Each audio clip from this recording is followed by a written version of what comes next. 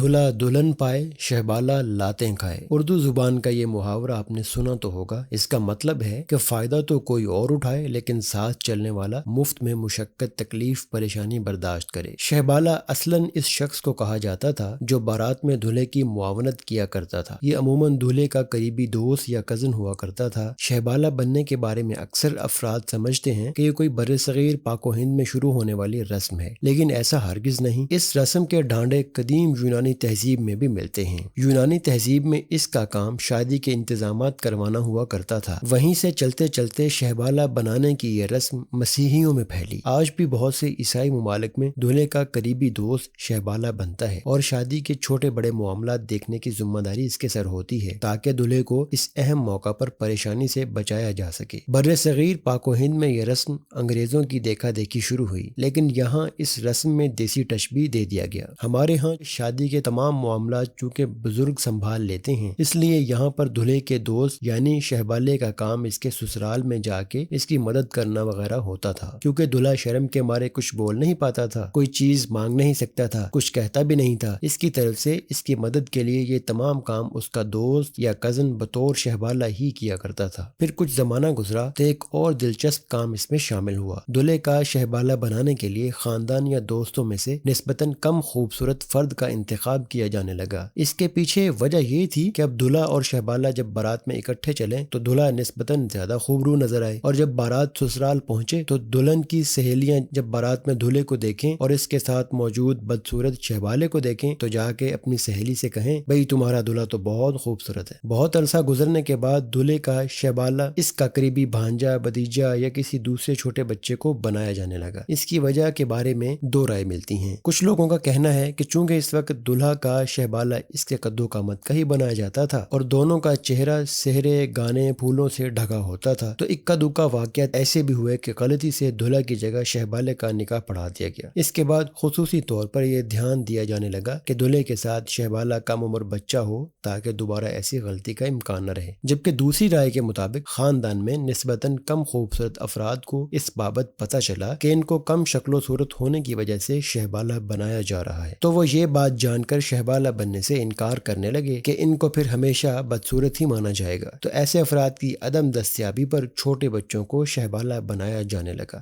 بہرحال شہبالہ سربالہ یا سڑبالہ بننے کی رسم نہ تو نئی ہے اور نہ ہی برصغیر کے باشندوں کی اختراع، تاہم اس شد و مت سے قائم ضرور ہے۔ ہمارے ہاں آج کل کی بارات میں دلہا ہوگا تو ساتھ ساتھ چھوٹا شہبالہ بھی ضرور ہونا چاہیے۔ تحریر و تحقیق ایس تور۔